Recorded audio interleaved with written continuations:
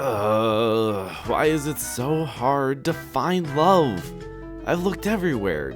Tinder, Bumble, Hinge, Grindr, Match.com, OkCupid, eHarmony, Christian Mingle, Farmers Only, Discord, Twitter, Facebook Marketplace, fighting game locals. I even went to a bar. Why can't life just be like a video game? Are there any machines here that can teach me about love? Wait, what about that one? I'm feeling something, but I don't think it's love. What was that other game? Chulip was developed by Punchline Games and published by Natsume, so you know it's a game with those credentials. They made one other game you may have heard of and then faded away.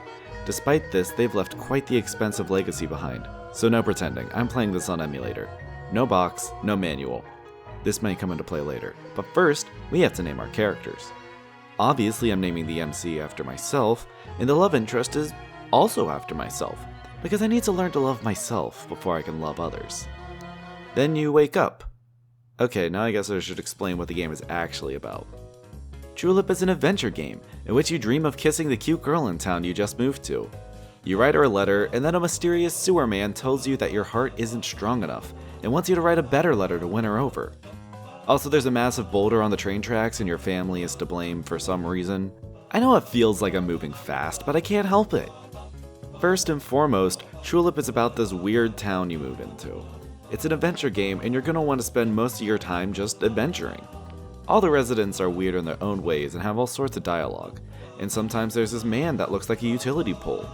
You see, the sewer man and the utility pole man both work for a school, but the school isn't doing well. Utility pole takes the love letter kit as severance pay and kicks the boulder out of the way. And congrats, that's how you solve the boulder problem, but now we have the stolen love letter problem, and that's the crux of the game. What? Well, that was certainly a line of events. After that plot dump, I think I need to take a walk. Let's meet some people. Here's your dream girl's parents. Julie runs the bar while her deadbeat husband sells potatoes and watches old movies. Mr. Cheappot runs the shop with his dog. You'll be here a lot. Batayan plays music all day instead of giving a job. Dr. Dandy and policemen will stalk the streets if you stay up too late. It feels like something's always going on in town, which it sort of is because the game runs off of an in-game timer, with each character having a route they go on each day, like Majora's Mask, for example. There's also these holes all over the ground.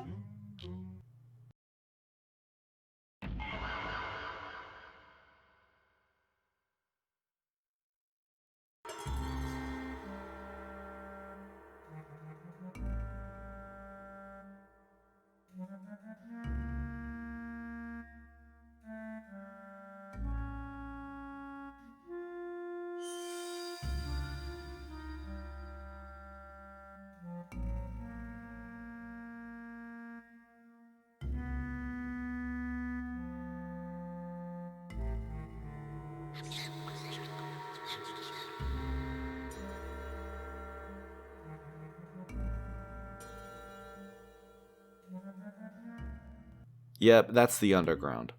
There's a lot of underground residents who are like little puzzles in their own right. You see, all of these characters are kissable as well, and if you want to get your dream girl, you'll have to become a man with a strong heart, which means a lot of French practice. These are some of the real highlights of the game. Mr. Apollo does a little countdown when you check his hole, and you can kiss him when he lands. Godzilla's adorable, and Chuck is... For the most part, you just sort of wait for them to stop stomping around, but later underground residents become more of a puzzle. Just like real life, enough kissing will level us up so that we can take a bit more abuse from the world. Let's get back to the plot. We take the train to the Worldly Desires Temple, where a bunch of other teachers fight over utility pole man's severance pay, and now the hunt for the love letter set has tripled. Mr. Gravestone will give you a piece of his set, but only if you switch out the gong in the monk's temple. Okay. This is a perfectly reasonable and straightforward goal. The game being about love is perfect, because love is such a vague, generic, and overused concept that I can say literally anything and it sounds right. For example, much like love, Chulip tends to be a lot of trial and error. There's hardly any clear path forward past this big staircase up to the temple. Here's the monk with the gong, and his daughter. There's a cave off to the left. Okay, now is the part where we donate a bunch of money. Maybe there's a hint somewhere around here, but if there is, I didn't find it. Not without getting bored, at least. If you think I gave up fast going to a guide already, then you're wrong. I was using a guide even earlier. You dummy. It's a recurring problem with this game, or more adventure games in general, really. You get dumped into an environment with little guidance, and you just wander around clicking on things until something happens. Anyways, getting all that money makes the monk want more, so he scooters off to your town to try and cash in. Donate another hundo to him, and you'll get some incense. Now you gotta stick the incense on the graves in the right order. Where do you find this order? Easy. Purchase the magnifying glass and read the monk's face. To be fair, the monk does mention the tattoos he has being something important, but it's been so long that he's forgotten what they say. I thought this was just a gag, like how the train station employee has a big rotating disc head, or like how the policeman has a big mascot head. I thought it was just another weird head. Light the incense and bam! Hope you had enough health. That's another thing, this game is mean. You want to click on stuff all the time, and then it actively punishes you for just clicking on stuff. Like this whole park section right here. Pretty much all of these interactables have the chance of hurting you. How are you supposed to know that? Oh, I guess if you just read the sign it tells you, but why would I read the sign? What am I gonna do, click on everything randomly? I'm too busy clicking on other stuff randomly. Anyways, yeah, right underneath the gravestone, that's where gongs are. Bada boom, bada bink, we got ourselves some ink. I don't know, I could maybe brute force my way through that chapter, but it wouldn't be easy. I'll be honest, if I didn't have a guide, I probably would have been bored before the boulder thing even got resolved. You know what is fun though? Talking to more underground residents. Agaiwn Man, he'll clean the bathroom after you kiss him. Hasty Wizard, you'll learn how to run after kissing him.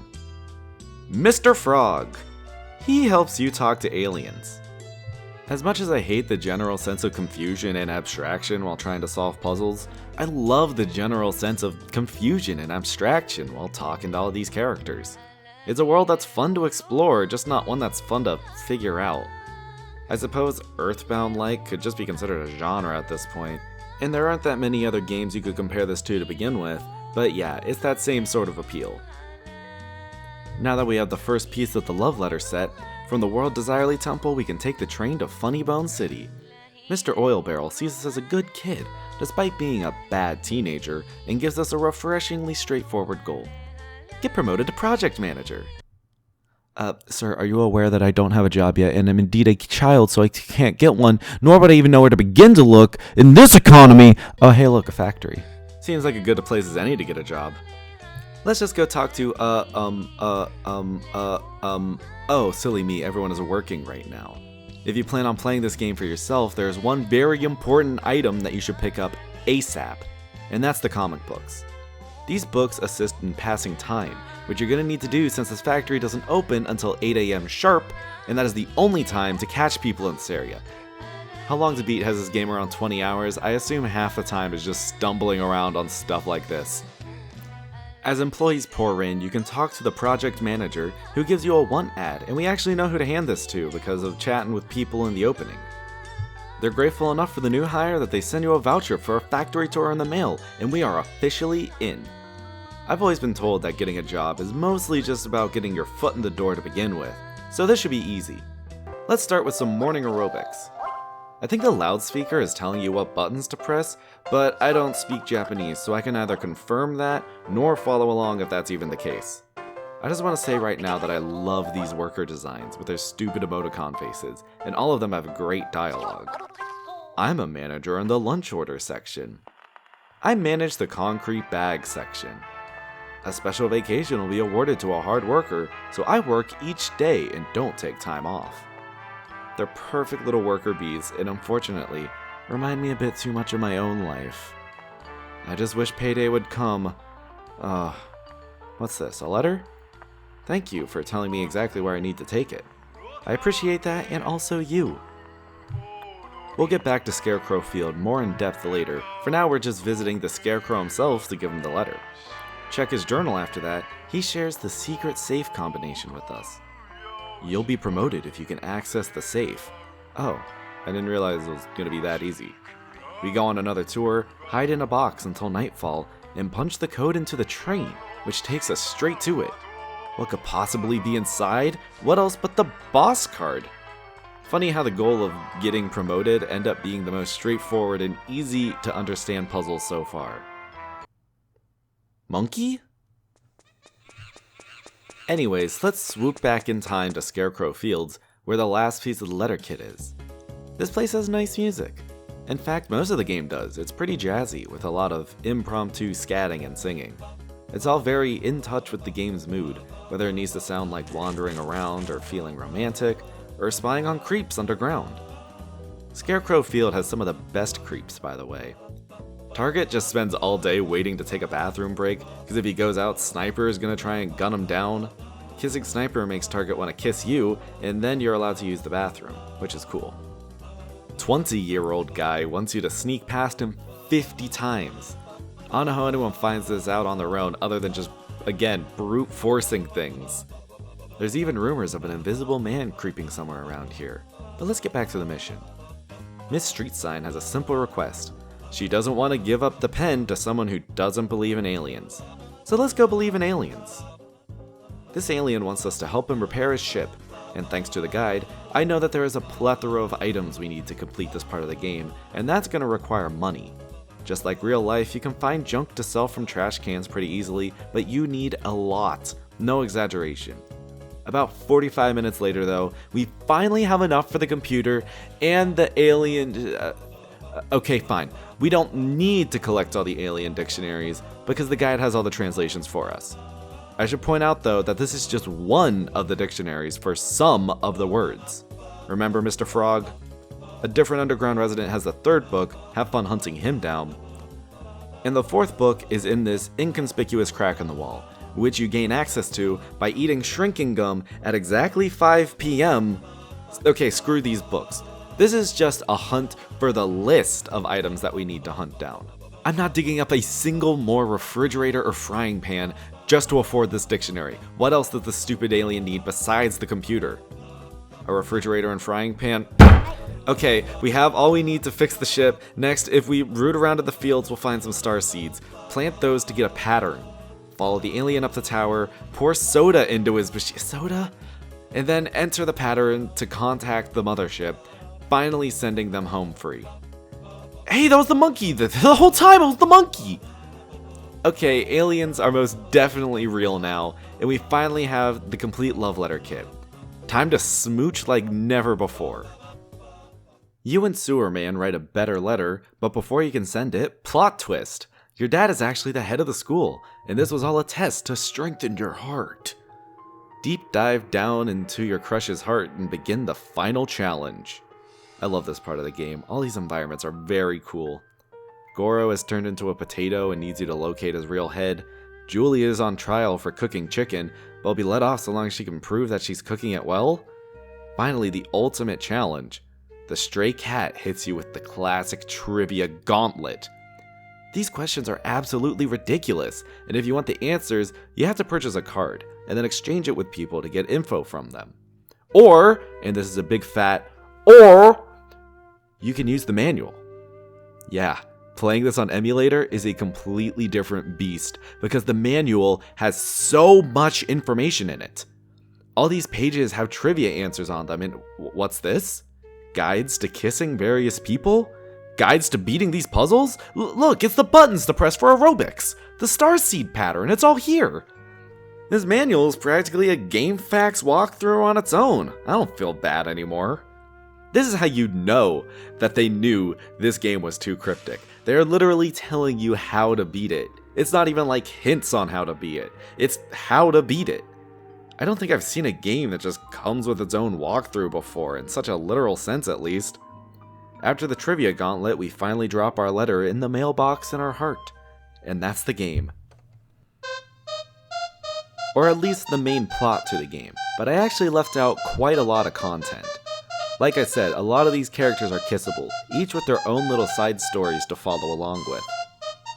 100%, if you like these weird exploratory adventure games, you should give this a try.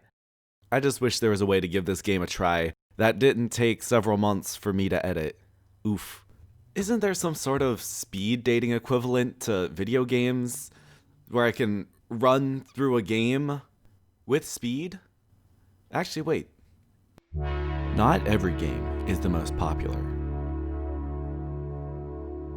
But undoubtedly, every game has its fans.